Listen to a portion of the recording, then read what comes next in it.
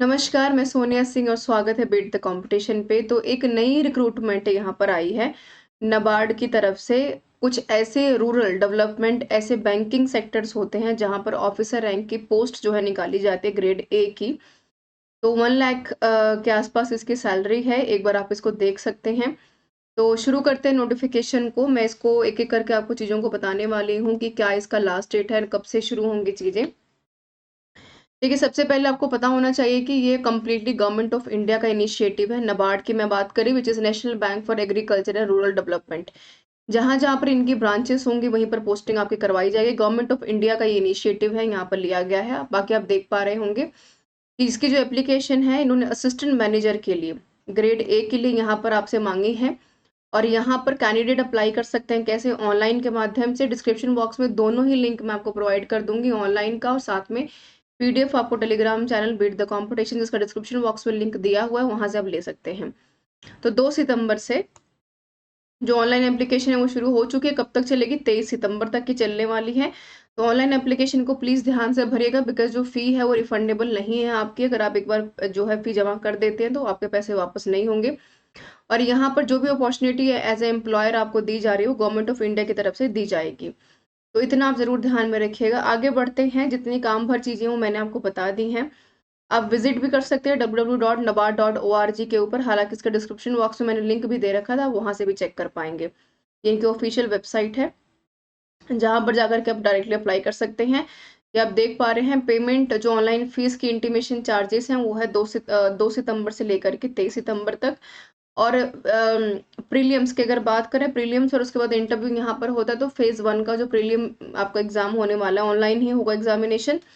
यहाँ पर 16 अक्टूबर को टेंटेटिवली ये बोल रहे हैं, आगे पीछे भी हो सकता है। तो ये नाबार्ड जो है उनके पास ये राइट्स रिजर्व्ड हैं कि जो डेट की जो एग्जामिनेशन डेट्स है वो फाइनलाइज करेंगे। अब यहाँ पर देखते हैं नंबर ऑफ वैकेंसीज क्या है, जो कि हमारे काम की चीज़ है।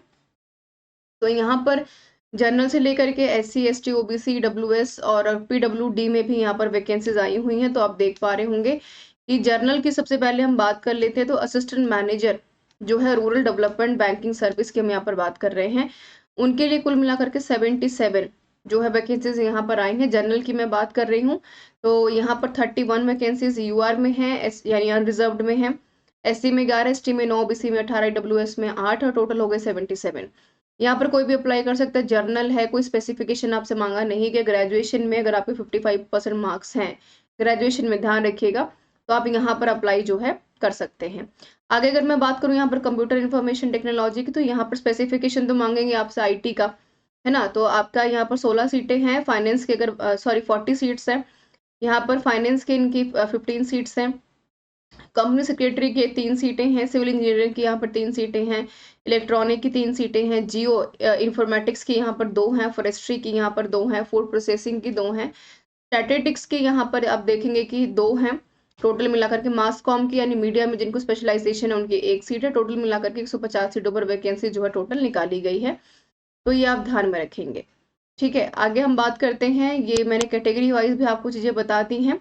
तो इतना ज़रूर आप ध्यान में होगा कि वो तो जिन जो ओबीसी हैं या फिर जो एसटी से कैंडिडेट है उनको रिलैक्सेशन यहाँ पर मिलेगा ही मिलेगा, उसमें कोई दो राय नहीं है। अब यहाँ पर देख लेते हैं कि भाई कैटेगरी वाइज ये आपके काम की चीज़ नहीं है, तो मैं आगे चलूंगी। ये उनके लिए है बेसिकली जो कि विजुअली इम्पार्टेड हमारे दिव्यांग कैंडिडेट्स होते हैं, उनके लिए बेसिकली निकाली गई है। तो नोटिफिकेशन को आप पढ़ लीजिएगा अगर आपको आवश्यकता होगी इस चीज़ की। हालांकि इसकी यहाँ पर आवश्यकता बहुत एक्सप्लेनेशन की नहीं है, क्योंकि बहुत काम की चीज़ यहाँ पर आपके लिए नहीं दी गई है। तो इतना आप ध्यान में रखेंगे। और आप देख भी पा रहे होंगे यहाँ पर। आगे हम चलते हैं। 31 पेज का पूरा यहाँ पर आपको नजर आएगा जो नोटिफिकेशन है कम्प्लीटली। ठीक है, तो ईडब्ल्यूएस का इन्होंने यहाँ पर लिख रखा है कि भाई क्या क्राइटेरिया होना चाहिए। 5 एकड़ एग्रीकल्चरल लैंड अगर है, 1000 स्क्वायर फीट का वगैरह वगैरह। अगर इतनी क्राइटेरिया अगर आप फुलफिल कर रहे हैं जो कि ईडब्ल्यूएस सर्टिफिकेट बनवाते हुए आवश्यकता पड़ती है, तो ये सारी क्वालिफिकेशंस मेंशन की गई हैं, क्राइटेरिया मेंशन किया गया है। एलिजिबिलिटी क्राइटेरिया देख लेते हैं क्या है यहाँ पर। तो कह रहे हैं कि भाई यहाँ पर जो टेबल 1 अभी अभी हमने पढ़ा था जनरल वाला, उसमें इन्होंने असिस्टेंट मैनेजर के बारे में बात की है, जो कि आरडीबीएस के नाम से जाना जाता है। और ये नहीं है कि भाई अगर आपको कहीं ऐसा ना हो कि आप एक ही बार में एक ही फॉर्म जो है अप्लाई कर सकते हैं। ऐसा नहीं है कि आप एक बार में मैक्सिमम फॉर्म्स को अप्लाई करेंगे। ये जो बी सेक्शन है इसको जरूर पढ़ लीजिएगा ध्यान से। ठीक है, कई बार ऐसा होता है कि भाई हम सब में एलिजिबल दिखाते हैं तो हम सब में अप्लाई कर देते हैं, तो वो मत कीजिएगा। क्वालिफिकेशन इन्होंने मांगी है कि जो भी हमने मेंशन की है, जैसे अगर यहाँ पर बात करें जनरल की, तो जनरल में जो 77 सीट्स यहाँ पर आई हैं एकेडमिक में, तो अगर आपका बैचलर डिग्री में कितना 55% मार्क्स है तो आप अप्लाई कर सकते हैं। अगर पीजी के भी आप अप्लाई करना चाहते हैं तो इसमें इन्होंने कहा है कि कम से कम आपके यहाँ पर 55 से लेकर के कम से कम अब मिनिमम तो मांगा ही मांगा कि उतना तो आपका होना ही चाहिए। ग्रेजुएशन में 55% और पीजी में भी 55%। S T S C P W के लिए 50% का यहाँ पर क्राइटेरिया फिक्स किया गया। पीएचडी वगैरह है तो वो आपका प्लस ही होगा, माइनस नहीं होगा। आईटी के लिए कह रहे हैं कि भाई बैचलर डिग्री हो आपकी कंप्यूटर टेक्नोलॉजी में किसी भी यूनिवर्सिटी से किया, 55% मार्क्स है बिहार पर। फाइनेंस में बीबीए करना होगा, 60% मार्क्स आपका होना चाहिए फाइनेंस बैंकिंग में, या पीजी डिप्लोमा मैनेजमेंट फाइनेंस में हो, या फिर बैचलर हो आपका फाइनेंस एंड इन्वेस्टमेंट एनालिसिस में 60% मार्क्स के साथ, या बैचलर डिग्री हो या रिकॉग्नाइज्ड यूनिवर्सिटी से, और या फिर बैचलर डिग्री हो आपकी यहाँ पर आप देख भी पा रहे होंगे ऑब्टेंड किया होना चाहिए 2023 से पहले आपने मेंबरशिप या फिर डिग्री। यहाँ पर कंप्यूटर सेक्रेटरी का कह रहे हैं कि भाई किसी भी यूनिवर्सिटी से आपने आपने आईसीएसआई कंप्यूटर सेक्रेटरी इंडिया का जो बैचलर डिग्री है वो आपका करना इंपॉर्टेंट है, तो आप अप्लाई कर सकते हैं। सिविल इंजीनियर के लिए 55% मार्क्स मांगा है इन्होंने, बैचलर डिग्री सिविल्स में है तो। इलेक्ट्रॉनिक इंजीनियर के लिए कह रहे हैं कि 55% मार्क्स हो आपका यहाँ पर, इलेक्ट्रॉनिक में आपने बैचलर डिग्री की होनी चाहिए। जियो में बीई हो, बीटेक हो, बीएससी हो। फॉरेस्ट्री में बैचलर डिग्री इन फॉरेस्ट्री में मांगा है 55% मार्क्स के साथ। फूड प्रोसेसिंग में 55% मार्क्स मांगा है किसी भी रिकॉग्नाइज्ड यूनिवर्सिटी से ग्रेजुएशन में। स्टैटिक्स में कह रहे हैं कि यहाँ पर किसी भी यूनिवर्सिटी में 60% मार्क्स आपने लिए हों, या फिर पीजी अगर कर रखा है तो 55% मार्क्स आपका हो। कोई भी ग्रेजुएट आदमी यहाँ पर या महिला अप्लाई कर सकती है। मास कॉम में अगेन बैचलर डिग्री हो आपकी 55% मार्क्स के साथ। तो ये आपको ध्यान में रखना है जो कि मैंने चीजें आपको बताई हैं। हालांकि जब चीजें इसका जो नोटिफिकेशन में जब आप पढ़ेंगे तो थोड़ी सी क्लैरिटी आपको और भी ज्यादा यहाँ पर हो जाएगी। ठीक है, इन्होंने यहाँ पर काम बता रखा है कि भाई नेचर ऑफ वर्क क्या है। अगर आप आईटी से आते हैं या फिर इंफॉर्मेटिव फॉरेस्ट्री से आते हैं, फूड प्रोसेसिंग ग्रुप से आते हैं, तो आपको क्या क्या काम यहाँ पर असाइन किए जाएंगे, तो इसकी चर्चा इन्होंने यहाँ पर कर रखी है। अच्छा, पेपर ऑफ टेस्ट देख लेते हैं। जो प्रीलिम्स का आपका एग्जाम होने वाला है ग्रेड ए का, उसमें कुल मिलाकर के 8 सेक्शन में मांगा भाग जो है बांटा गया है पेपर को। रीजनिंग है, लैंग्वेज है, knowledge of computer aptitude, decision making है, जनरल अवेयरनेस है, सोशल इश्यूज हैं, और क्योंकि नाबार्ड की बात हो रही है, रूरल बैंकिंग की बात हो रही है, तो उससे जुड़े हुए विषय भी आपसे पूछे जाएंगे। हिंदी इंग्लिश दोनों में पेपर होगा। 120 नंबर का पेपर यहाँ पर है, और 1/4 की यहाँ पर नेगेटिव मार्किंग भी होगी आपकी, ये ध्यान में रखना। 200 नंबर का पेपर होगा, 120 मिनट आपको दिए जाएंगे पेपर अटेम्प्ट करने के लिए। और जो मेंस का एग्जाम होगा, अगर आप ये पेपर क्वालिफाई कर लेते हो उसके बाद मेरिट बनेगी। जो बच्चे यहाँ पर मार्क्स मेरिट में आएंगे स्कोर करेंगे, फिर होगा जनरल इंग्लिश, उसके बाद इकोनॉमिक एंड सोशल इश्यूज की बात करेंगे।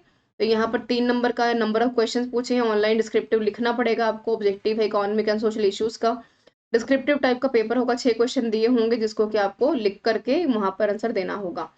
रिमार्क्स आप देख सकते हैं, डिस्क्रिप्टिव रिटर्न में पेपर आपसे पूछा जाएगा, तो 2 मार्क्स हैं यहाँ पर each, and some questions carry 1 marks. ठीक है, ये आप देख पा रहे होंगे। जनरल इंग्लिश ये सब वही है जो मैं अभी तक आपको बता चुकी हूँ। तो इंटरव्यू भी आपका होगा जी 50 नंबर का। हिंदी और इंग्लिश किसी भी भाषा में आप दे सकते हैं, कंफर्टेबल जिस भी भाषा में, आप किसी भी भाषा में इंटरव्यू यहाँ पर देंगे। सिलेबस इन्होंने बकायदा मेंशन कर रखा है कि भाई हम क्या क्या आपसे कहाँ पर कुछ भी पूछ सकते हैं, तो इसको जरूर ध्यान से पढ़ लीजिएगा। फॉरेस्ट्री का दे रखा है कि बेसिक ऑफ फॉरेस्ट्री पता हो, यहाँ पर एग्रीकल्चर एक्सटेंशन के बारे में पता हो, रूरल डेवलपमेंट कैसे होती है ये पता हो आपको, है ना। तो इतनी चीजें आपको पता होनी आवश्यक है जो कि आपको ध्यान में रखना है। बाकी काम भर की चीजें आप कितनी ही हैं जितनी कि मैंने बता दी है, नोटिफिकेशन में Telegram channel beat the competition पे शेयर कर दूंगी, तो वहां पर जाकर के भी आप चीजों को पढ़ सकते हैं, समझ सकते हैं, जान सकते हैं। ध्यान रखिएगा 23 सितंबर इसकी आखिरी डेट है अप्लाई करने की, उसके बाद आप अप्लाई नहीं कर सकते। एक पोस्ट पे एक ही व्यक्ति अप्लाई कर सकता है, जो कि आपको ध्यान होना ही चाहिए। This is all about this session everyone. Link जो है मैं प्रोवाइड कर दूंगी आपको यहाँ पर आपके डिस्क्रिप्शन बॉक्स में, तो वहां से भी डायरेक्टली आप चेक कर पाएंगे। This is all about this session. उम्मीद करती हूँ कि आपको ये जो एक रिक्रूटमेंट पसंद आई होगी, एक बार जरूर चेक करके इसको देखिए। कई बार ऐसा होता है कि हम कई बार एक ही दिशा में लगे रहते हैं, पर कई बार सफलता में दूसरी दिशा में मिल जाती है। तो सिलेबस पैटर्न में बहुत खास डिफरेंस नहीं है, कुछ मिला जुलाकर एक ही चीज आपको पढ़नी है जो कि आप अभी टीचिंग में पढ़ रहे हैं। तो एक आसान चीज भी है, जरूर एक बार बैठिए इस पेपर में।